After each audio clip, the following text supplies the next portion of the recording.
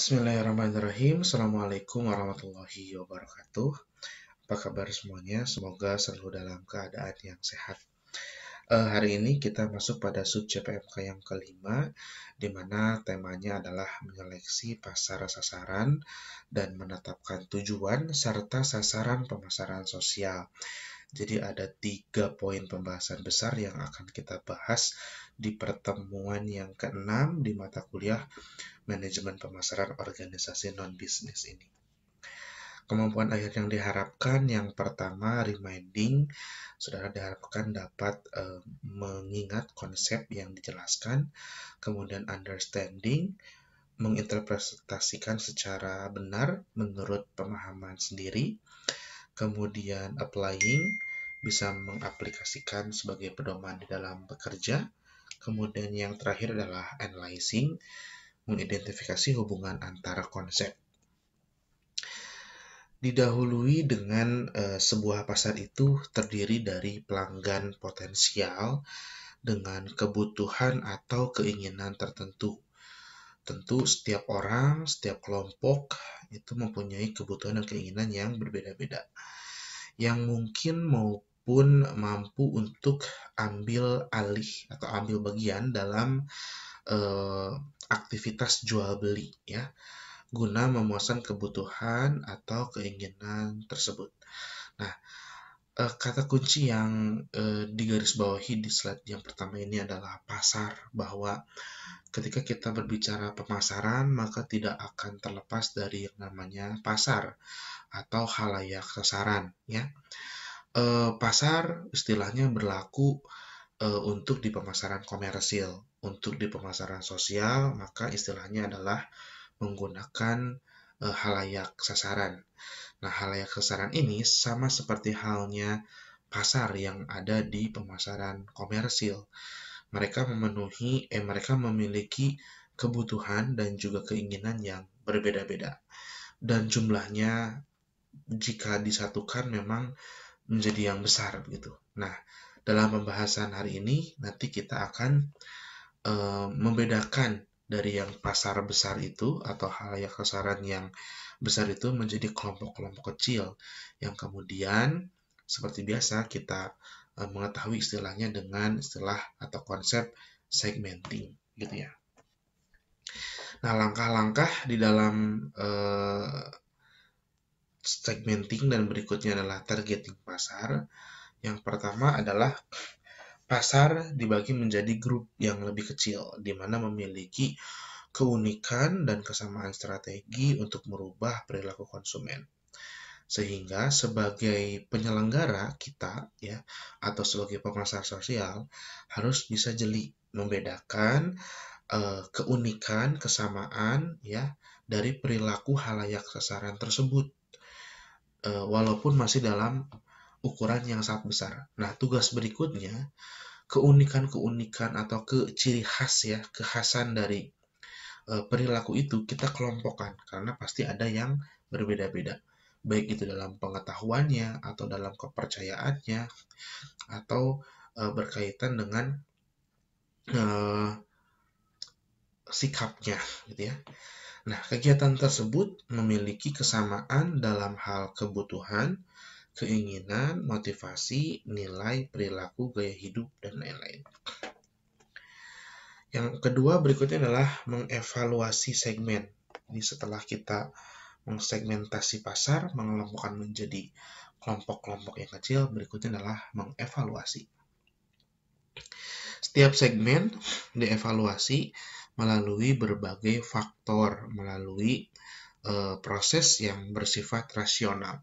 Artinya masuk akal dan tentu ini menggunakan atau metodenya adalah kuantitatif, ya, karena harus diangkakan dan itu yang bisa membuktikan bahwa evaluasi segmen kita itu betul-betul telah melalui syarat yang rasional begitu ya, dengan metode kuantitatif penilaiannya. Dinyatakan apa indikatornya, lalu diberikan pilihan kepada khalayak sasaran dan khalayak sasaran akan memilih skor. Sama halnya seperti kalian yang saat ini dan nanti menjalankan skripsi ya atau menyelesaikan skripsi, maka akan membuat kuesioner. Nah, kuesioner itu ada pernyataan di dalamnya, kemudian juga ada pilihan jawaban, di mana setiap pilihan jawaban memiliki nilai atau skor tersendiri yang kemudian setelah diakumulasi oleh peneliti dari seluruh sampel ya, seluruh responden, kemudian dirata-ratakan, maka akan terinterpretasi nantinya ya hasilnya seperti apa. Lalu yang berikutnya, memilih satu atau beberapa segmen untuk dijadikan target pasar. Ini berkaitan dengan kemampuan organisasi yang terbatas, kemudian kemampuan SDM, waktu, dana juga, sehingga dipilih target yang sesuai dengan kemampuan organisasi. Beberapa segmen dipilih sebagai target pasar dan diciptakan beberapa strategi untuk membangun pasar tersebut. Jadi PR berikutnya setelah kita membuat segmentasi pasar atau melakukan segmentasi pasar, berikutnya adalah kita harus membuat strategi untuk menciptakan nilai ya. Dalam hal apa? Tentunya dalam hal produk yang kita jual atau kampanye yang kita sampaikan, sehingga perilaku perubahan itu atau perilaku yang baru itu dapat terwujud ya, dapat dilakukan oleh masyarakat, individu, kelompok maupun masyarakat luas. Berikutnya adalah manfaat dalam segmentasi dan target pasar. Ini manfaat bagi kita sebagai pemasar ya. Yang pertama adalah meningkatkan keefektifan. Desain program untuk memenuhi kebutuhan pasar, keinginan pasar, dan perilaku konsumen yang berada di pasar tersebut. Artinya begini, ketika kita akan melakukan atau membuat produk pemasaran sosial, yaitu kampanye tentang perilaku yang baru, apabila kita tidak melakukan segmentasi, kita akan terjadi pemborosan atau non-budgeting ya, sehingga sumber daya itu tidak dapat dievaluasi dengan baik karena pengukuran untuk kampanye itu sebaiknya ditentukan berdasarkan segmenting ya. Segmenting baik dalam hal seperti pemasaran komersial ya, ada dalam kategorinya demografi, kemudian secara wilayah yang kita biasa sebutnya geografi, ataupun dengan lifestyle dan juga psikografi ya. Sehingga ketika kita telah melaksanakan segmenting, maka kampanye kita ya akan lebih efektif karena sesuai dengan kemampuan organisasi dan juga sesuai dengan kebutuhan dari khalayak sasaran. Kemudian yang kedua adalah manfaat segmenting dan targeting adalah meningkatkan keefisienan. Nah, sumber daya secara strategis diperuntukkan bagi pasar atau bagi khalayak sasaran, di mana sumber daya tersebut diproduksi dengan efisien. Ini seperti halnya berkaitan dengan SDM, ya. SDM-nya terbatas, kemudian waktu juga terbatas, maka dengan kita melakukan segmenting dan targeting, yang pertama adalah efektif, dan kedua adalah efisien. Yang ketiga, sebagai input dalam alokasi sumber daya. Maksudnya adalah bahwa aktivitas segmenting dan targeting menjadi informasi penting untuk pengalokasian sumber dana. Sehingga sumber dana yang akan kita keluarkan itu sesuai dengan target dan segmen yang telah ditentukan. Sehingga kembali lagi ke evaluasi di akhir kegiatan kampanye di dalam marketing non-bisnis ini bisa lebih baik ya evaluasinya berdasarkan geografi yang sesuai ya yang telah ditargetkan, secara demografi juga tepat, secara psikografi dan perilaku juga tepat gitu ya. Lalu sebagai input untuk mengembangkan strategi. Maksudnya adalah ketika kita melakukan segmenting dan targeting, khalayak sasaran di dalam pemasaran dan bisnis, maka hasilnya itu adalah kita bisa mengembangkan produk kita. Tentunya kita bisa mengembangkan kampanye kita berikutnya. Sehingga perubahan perilaku atau perilaku yang baru itu menjadi permanen di dalam sebuah kehidupan perorangan, ya, masyarakat, warga, atau kelompok, atau masyarakat secara luas, begitu ya. Sehingga sekali lagi penting sekali melakukan segmenting dan targeting untuk dapat mengembangkan strategi, ya. Satunya adalah strategi kampanyenya. Berikutnya, variabel apa sajakah yang digunakan untuk segmentasi pasar? Yang pertama adalah demografi. Sama seperti halnya di segmenting, targeting, dan positioning di perusahaan komersil. Jadi di perusahaan yang pemasaran dan bisnis juga sama. Secara demografi, ya, untuk melakukan segmentingnya. Nah, segmenting ini dibagi menjadi beberapa grup berdasarkan variabel yang biasa di dalam suatu sensus, ya. Bisa indikatornya adalah usia, jenis kelamin, ya, jenis kelamin, status perkawinan, ukuran keluarga, pendapatan, pekerjaan, pendidikan, agama, ras, dan kewarganegaraan. Yang kedua adalah demografis. Segmentasi ini sederhananya adalah pembagian wilayah, ya, pembagian wilayah dari khalayak sasaran. Kemudian psikografis, ini membagi pasar atau khalayak sasaran menjadi grup yang berbeda berdasarkan kelas sosial. Ya, kelas sosial pernah dipelajari di semester 3. Ya, ada kelas sosial orang yang tinggi, ada yang rendah, dan ada yang bawah, gitu ya. Kemudian gaya hidup, bagaimana orang itu menghabiskan waktu dan uangnya, ya. Kemudian nilai, karakteristik, dan kepribadian. Nah, segmentasi ini membagi pasar berdasarkan pengetahuan, ya, pengetahuan, kebiasaan, perilaku, dan berhubungan dengan minat beli terhadap produk. Nah, ini maksudnya dengan segmenting yang sudah kita lakukan, kita bisa menargetkan pengetahuan apa yang ingin berubah, ya, yang ingin bertambah tentu, kebiasaan yang ingin berubah, dan perilaku yang berubah juga dari khalayak sasaran yang sudah ditentukan, ya. Nah, model pemasaran sosial untuk segmentasi. Ada 2 model segmentasi. Yang pertama, keduanya membagi pasar berdasarkan variabel-variabel perilaku, seperti pengetahuan, kepercayaan, dan perilaku konsumen. Selanjutnya, setiap segmen untuk model yang keduanya, ya, ini dibagi-bagi lagi berdasarkan beberapa variabel yang penting, seperti usia, pendapatan, ukuran keluarga, tipe, kepribadian, dan sebagainya. Sehingga sekian banyak indikator yang ada di dalam pengetahuan kepercayaan ataupun perilaku konsumen itu tidak harus semuanya. Yang cukup yang sesuai saja berdasarkan variabel yang paling penting, ya, dari khalayak sasaran tersebut. Nah, the stage of change model ini dikenal, ya, dengan dikenal juga sebagai trans-theoretical model yang dikembangkan oleh Franz Hanska dan Di Clemente pada tahun 1980 dan diuji di 2 dekade, dan terdapat hasilnya 6 tingkatan melalui perubahan perilaku. Jadi perubahan perilaku juga ada tahapan-tahapannya.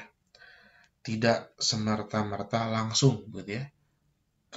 Masyarakat dengan perilaku lama kampanye lalu berubah menjadi perilaku yang baru. Tidak seperti itu. Tetapi ada tahapannya. Yang pertama ada pre-contemplation. Pre-contemplation ini masyarakatnya masih berpikir bahwa perubahan perilaku atau perilaku baru itu tidak lebih bermanfaat. Sehingga dia masih belum mau menjalankan perilaku baru itu. Nah, berikutnya adalah contemplation. Nah, di tahap ini, masyarakat itu mulai berpikir bahwa akan ada manfaat atau nilai yang didapat diperoleh dari perubahan perilaku itu. Dan memang pada tahap contemplation ini, masyarakat sudah merasa ada sesuatu hal yang beresiko dari kebiasaan atau perilaku yang lamanya. Lalu preparation, ini merupakan tahap persiapan di mana akan adanya perubahan perilaku. Sehingga karakteristiknya nanti masyarakat itu mencari informasi untuk mempersiapkan perubahan perilaku tersebut. Keempat adalah action, ini mulai berubah perilakunya ya, sesuai dengan yang dikampanyekan. Ya, lalu maintenance. Ini untuk perilaku yang lebih spesifik sehingga kita bisa mengembangkan perubahan perilaku itu menjadi perilaku yang baru yang lebih baik lagi ya, perlu di maintenance. Dan terakhir adalah termination. Ini perubahan perilakunya sudah mutlak menjadi budaya, menjadi kebiasaan masyarakat tersebut dan sudah aman ya, sudah secure, sudah garansi bahwa perubahan perilaku tersebut sudah permanen dan tidak akan berubah menjadi hal yang buruk lagi gitu ya. Nah, ini merupakan pekerjaan yang sangat berat di manajemen pemasaran ini. Mulai dari pre-contemplation sampai ke termination itu luar biasa. Membutuhkan dana yang besar, mitra yang banyak, mitra yang besar juga, kemudian profesionalisme dari organisasi non-bisnisnya sendiri. Ya. Nah, ini adalah model dari tahapan-tahapan tersebut ya, pre-contemplation, contemplation, preparation, action, maintenance. Hingga akhirnya nanti menjadi permanen atau termination. Berikutnya mempersiapkan keputusan dalam memilih target pasar kriteria tersebut, diantaranya adalah yang pertama ya, untuk masalah targeting, segmenting sudah selesai. Pertama adalah segment size.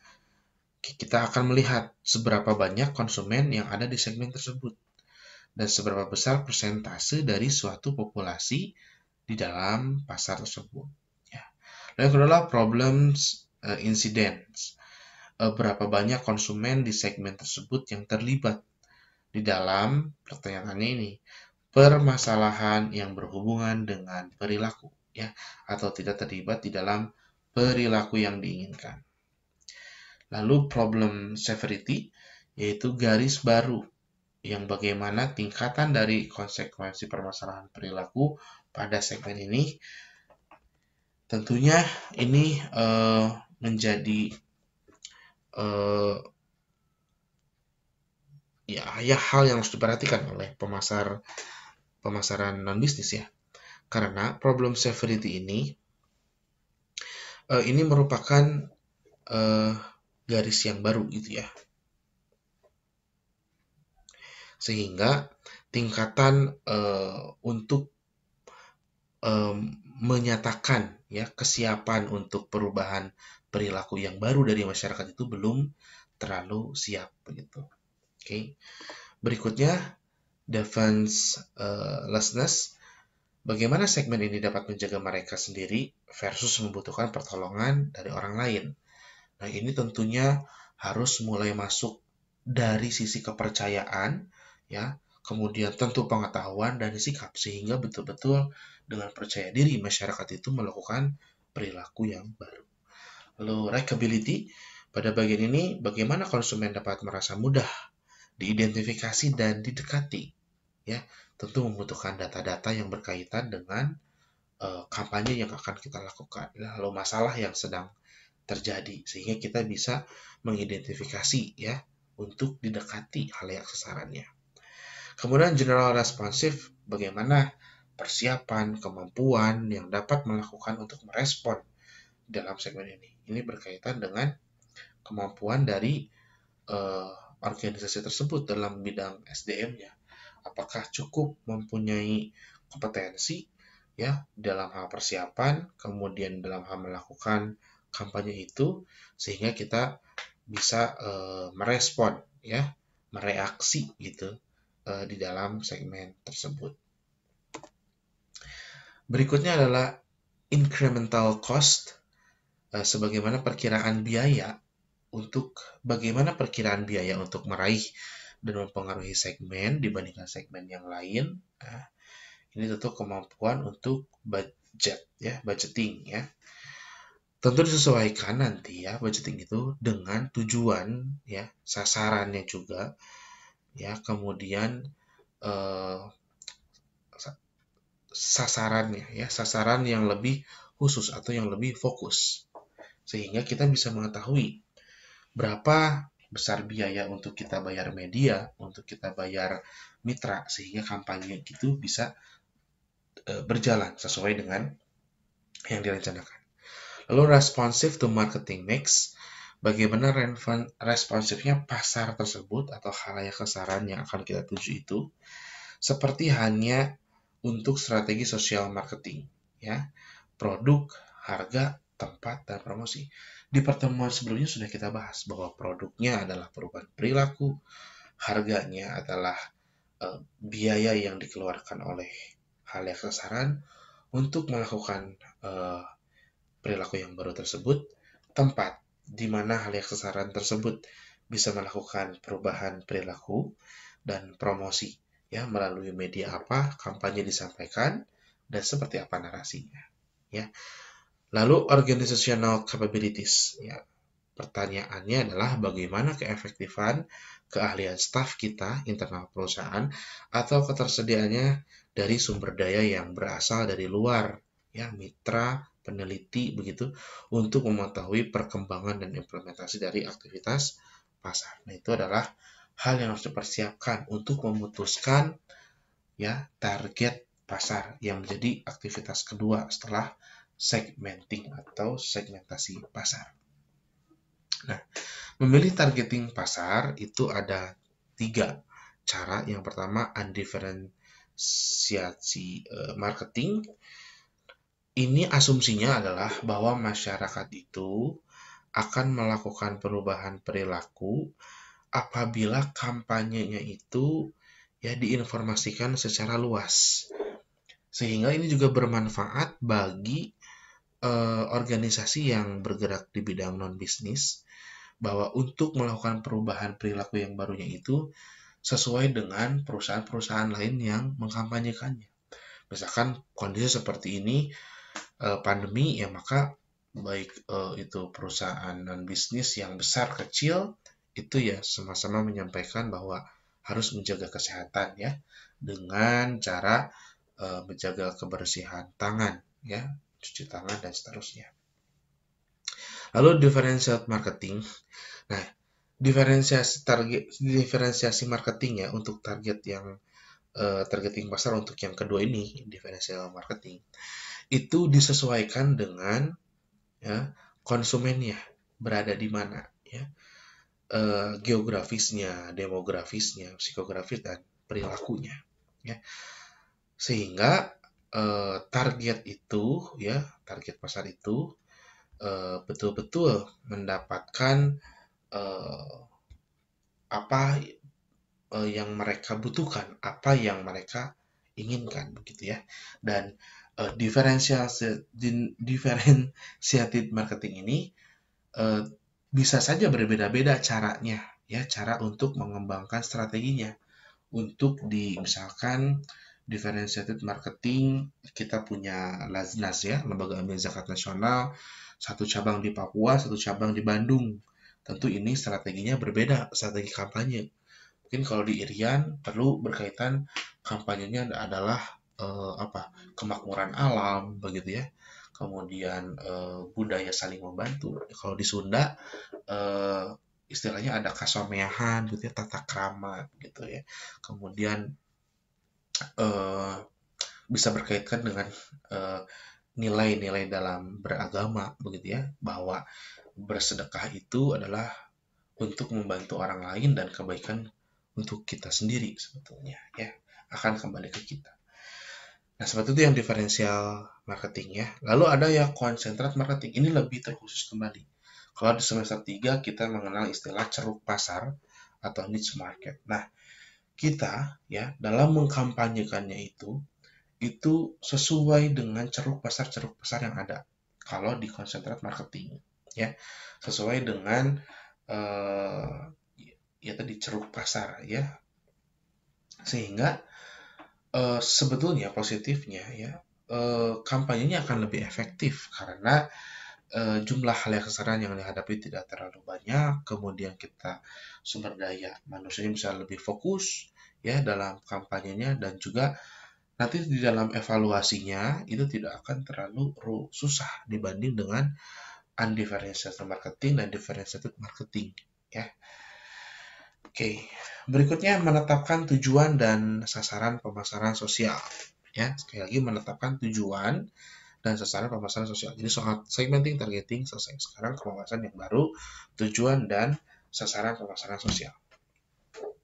Tujuan utama dari pemasaran sosial tentunya adalah perubahan perilaku masyarakat atau konsumen, ya. Satu tujuan tujuan pemasaran sosial harus jelas, ya, juga sederhana dan mudah, ya, untuk dilakukan oleh para khalayak sasaran sehingga memenuhi syarat behavior objektif atau tujuan sikapnya, knowledge objektif, tujuan pengetahuan, dan belief objektif, ya, tujuan kepercayaan. Oke, sehingga perubahan perilaku tersebut bisa dilakukan dengan sukarela karena memenuhi syarat behavior objektif, knowledge objektif, dan belief objektif. Kita akan bahas satu persatu. Behavior objektif. Di dalam permasalahan yang sosial ini, beberapa karakteristik yang paling penting diantaranya adalah di dalam behavioral objektif, ya, kebiasaan sikap ini, ya. Ada pertama ideal, simple, jelas, mudah untuk dilakukan, walaupun dalam pikiran konsumen dipersepsikan tidak mudah. Sehingga memang ini berkaitan dengan budaya di dalam masyarakat tersebut, khalayak sasaran tersebut. Ketika budaya itu memenuhi syarat ini, ideal, simple, jelas, mudah dilakukan, seperti halnya misalkan membakar sampah, maka itu akan menjadi hal yang berat. Karena yang kita hadapi adalah nilai ideal, simple, jelas, dan mudah dilakukan. Yang kemudian itu jadi satu persepsi, kepercayaan, dan kemudian jadi istilahnya budaya karena dilakukan dari generasi ke generasi. Ketika kita akan kampanye masuk kepada desa yang seperti itu, bahwa buang sampah itu dipilah kemudian dibuang kepada tempatnya, itu sangat susah, ya. Yang kedua, kita harus dapat menggambarkan kepada target pasar kita mengenai suatu perilaku. Jadi ini tentunya kita harus juga memberikan contoh, begitu, ya, menggambarkan kepada target atau khalayak sasaran. Berikutnya adalah target pasar kita harus dapat menjelaskan bahwa mereka itu dapat melaksanakan perilakunya. Jadi kita motivasi, begitu. Memang tidak akan 100% kita kampanye masyarakat seluruh desa berubah perilakunya. Tentu perlu waktu untuk bertahap sehingga lebih masif, ya, lebih banyak sehingga optimal begitu perubahan perilakunya. Itu yang diharapkan, ya. Berikutnya adalah walaupun di dalam komunikasi pemasaran mempromosikan lebih dari satu perilaku, ya, hal tersebut harus diperlakukan dengan taktik yang berbeda atau strategi yang berbeda, di mana hal ini membutuhkan untuk mempromosikan satu dengan yang lainnya. Kemudian tujuan dari komunikasi bukanlah sebuah slogan atau juga hanya sebuah pesan, walaupun hal ini digunakan untuk mengembangkan keduanya. Sehingga sangat penting sekali setelah targeting adalah kita menentukan tujuan dari organisasi non-bisnis ini, ya. Tujuannya akan apa ke masyarakat, gitu, sehingga kita bisa mengembangkan, ya, atau mengkombinasikan antara ide utama tentang tema yang dilakukan di suatu masyarakat tentang kampanye perubahan perilaku tersebut, dan di sisi lain juga kita bisa mencontohkannya, ya. Keenam, suatu tujuan tidak dapat diukur sebagaimana kita menjelaskannya Sedangkan suatu sasaran yang dapat terukur itu ya yang sesuai dengan persyaratannya ya. Komponen yang tersedia mampu untuk mengukur dan melacak dampak akhir. Nah, berikutnya adalah knowledge dan beliefs objektif. Ini disatukan saja karena supaya saja tidak terlalu banyak ya, saudara. Nah, ketika masyarakat atau hal sasaran itu berubah, maka seyogyanya kita berharap itu adalah sukarela. Ya, sukarela yang dikeluarkan atau didapatkan oleh para masyarakat. Ya. Nah, untuk sukarela itu kita memenuhi 3 syarat ya. Yang pertama pengetahuannya, dia harus tahu mengetahui perilaku itu. Kemudian yang kedua adalah ini ya, nanti belief, dan yang ketiganya adalah kepercayaan ya.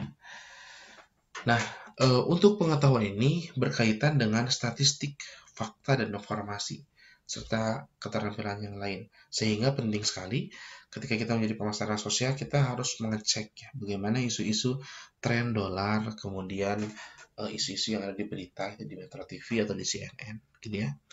Contohnya, statistik resiko yang terkait dengan perilaku saat ini. Oh ya, jadi maksudnya begini, untuk yang pengetahuan dan knowledge ini juga banyak masyarakat yang tidak mau mengisi atau tidak mau menyampaikan bagaimana sikap, kemudian karakteristik di awal, sehingga kita tidak bisa mengetahui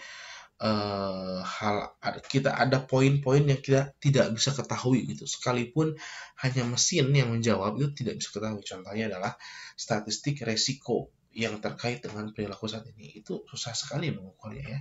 Statistik pada manfaat dari perilaku yang diusulkan sangat susah ya. Jadi pengetahuan ini untuk kita bisa mengkampanyekan kepada masyarakat ya, untuk merubah atau membuat pengetahuan yang baru ya di dalam benaknya gitu. Kemudian berikutnya adalah tujuan, keyakinan, kepercayaan ya, berkaitan dengan sikap, pendapatan, perasaan dan nilai-nilai yang dipegang oleh target pasar. Nah, mereka secara pribadi ya, ini yang pertama nih, secara karakteristik atau ciri-cirinya ya. Mereka secara pribadi akan merasakan manfaat dari mengadopsi perilaku yang diinginkan. Kalau mereka sudah merasa ingin ya meniru, berarti itu sudah adanya kepercayaan ya dari halayak sasaran kepada kita sebagai penyelenggara. Lalu mereka akan dapat berhasil melakukan perilaku yang diinginkan oleh pemasar. Misalkan kita memberikan gimmick ya, misalkan kalau perubahan perilaku maka kita beri bunga misalkan begitu ya, sehingga sesuai ya, diberikan promosi begitu ya, sesuai dengan perencanaannya sehingga tujuannya tercapai ya. Kemudian mereka beresiko ya, artinya adalah perubahan perilaku itu apabila tidak 100% ya berhasil masuk ya pada kepercayaan masyarakat, kemudian kepercayaan, pengetahuan dan sikap itu, mereka akan masih merasa beresiko ya. Sehingga yang perlu kita lakukan adalah ya tentunya adalah mengurangi resiko itu dengan komunikasi yang baik terhadap karyawan ya. Lalu mereka akan dapat berhasil melakukan perilaku yang diinginkan oleh pemasar. Individu mereka dapat dibedakan ya, karena setiap orang berbeda-beda, sehingga tadi dari sisi halayak sasaran maka kebutuhan dan keinginan juga berbeda, sehingga nanti poin untuk penilaian evaluasi juga disesuaikan dengan perencanaan ya. Kemudian berikutnya adalah mereka tidak akan dilihat secara negatif oleh orang lain jika merasa masuk perilaku. Ini menjadi hal yang penting. Jangan sampai begitu ya, ketika masyarakat melakukan perubahan perilaku yang baru, itu akan dinilai salah oleh sekelompok lainnya. Nah, tentunya ini kita harus mengedukasi. Sehingga tadi kita penting banget ya, menyampaikan sehingga munculnya kepercayaan kepada masyarakat untuk melakukan perilaku yang baru tadi, sehingga tidak perlu advokat gitu dari kita sebagai pemasar untuk menyampaikan bahwa yang dilakukan oleh kelompok yang sudah melakukan perilaku yang baru itu positif. Nah, kita tidak perlu advokasi lagi, gitu ya. Berikutnya adalah biaya perilaku akan sia-sia, ya. Kemudian meminimalisir konsekuensi negatif. Nah, ini contoh dari tujuan kampanye sampai ke objektif, belief objektif. Yang pertama adalah mengurangi cacat lahir. Target audiensnya adalah tentu wanita ya di masa subur. Nah, behavior objektifnya ini berarti tujuan dari sikapnya adalah dapatkan 400 mikrogram ya asam folat setiap hari.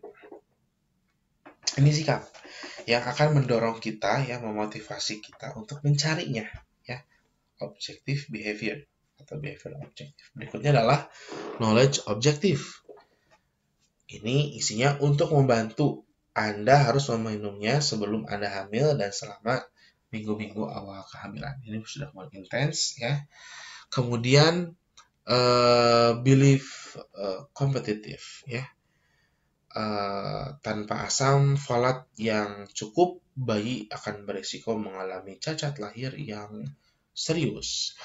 Sehingga dengan sudah kita tentukan seperti ini, maka kita akan dengan lebih mudah ya membuat komunikasi harusnya seperti apa, kemudian membuat iklan ya seperti apa yang akan ditampilkan, seperti endorsernya, siapa yang cocok gitu ya. Oke, jadi sekali lagi mengurangi catatnya lahir, target audiens wanita, behaviornya adalah perlu adanya satu zat namanya mikrogram, dan knowledge objektifnya adalah bagaimana tata caranya, lalu belief objektifnya adalah kita bermain di persepsi ya, di persepsi pelanggan ya. Kemudian tujuan pemasaran sosial, tujuan mengurangi cacat lahir. Perilakunya adalah apa yang kita ingin mereka lakukan. Tentunya yang positif, sehingga bagi yang cacat itu, mohon maaf, ini tidak menjadi hopeless atau tidak bisa berkarya berpikirnya ya, padahal masih bisa berkarya tentunya ya. Lalu perilakunya apa yang kita ingin mereka lakukan ya, ini mengenai perubahan perilaku yang spesifik ya.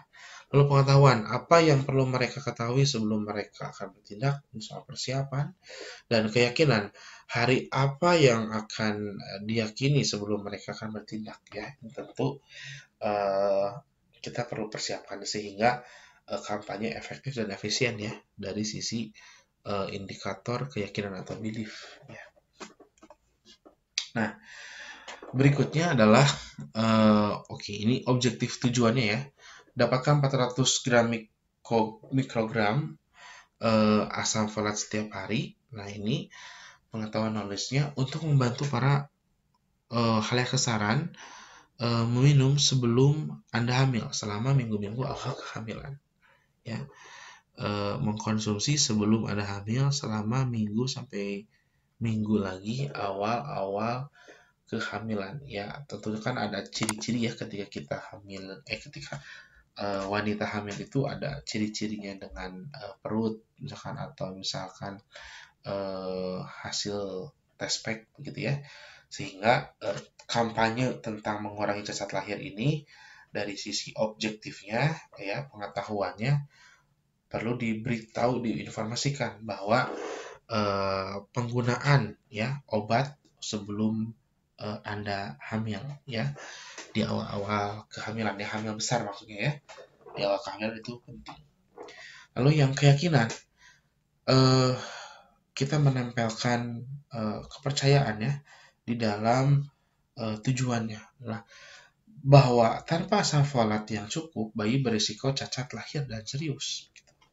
Ini adalah goalnya, meningkatnya presentasi wanita berusia 18 hingga 45 tahun untuk mengambil vitamin yang harian mengandung asam folat 20% tahun 1995 menjadi 40% pada tahun 2021 ya. Lalu untuk pengetahuannya adalah meningkatnya persentase wanita berusia 18-45 ya, tahu bahwa asam folat itu harus dikonsumsi sebelum kehamilan dari 2% pada tahun 2095 jadi 20% tahun 2001 ya. Nah, ini sampai sespesifik itu diberitahukannya ya. Kemudian untuk keyakinan ya meningkatkan apa yang terjadi pada wanita usia 18 hingga 45 tahun yang percaya asam folat mencegah cacat lahir dari 4% ya menjadi 30% pada 2001. Nah, itu contoh ya bagaimana tujuan satu mengurangi ya ini adalah perilaku ya perubahan perilakunya sehingga kita analisis dari sisi perilaku kemudian knowledge dan belief ini juga sama ya ini berkaitan dengan objektif ya tujuan dan ini sasarannya ya. Oke, alternatif untuk penetapan tujuan. Yang pertama, menetapkan tujuan untuk kepedulian karena kita sebagai pemasar peduli terhadap kondisi masyarakat. Nah, itu alternatifnya adalah penetapan tujuan ya untuk peduli. Lalu berikutnya untuk tingkat pengetahuan. Ya, kita masih berasa bahwa masyarakat pengetahuannya masih kurang, baca pun tidak bisa, maka PR kita itu untuk membantu orang tua tersebut sehingga bisa membaca Al-Quran. Ya. Kemudian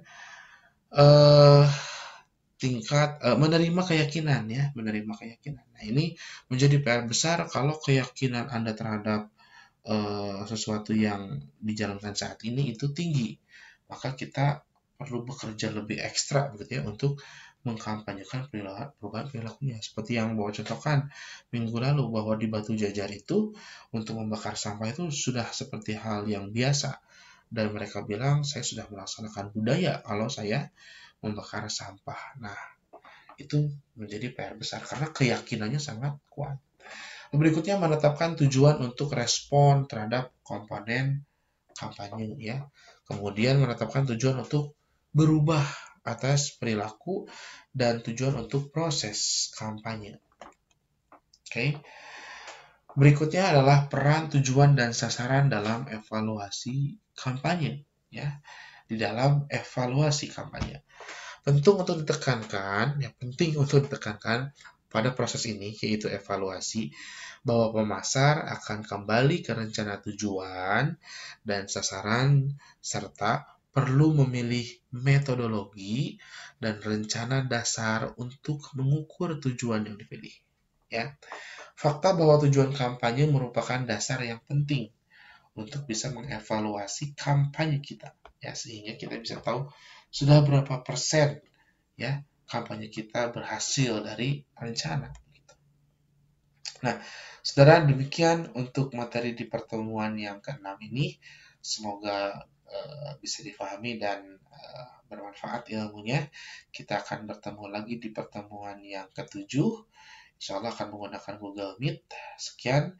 Terima kasih. Wassalamualaikum warahmatullahi wabarakatuh.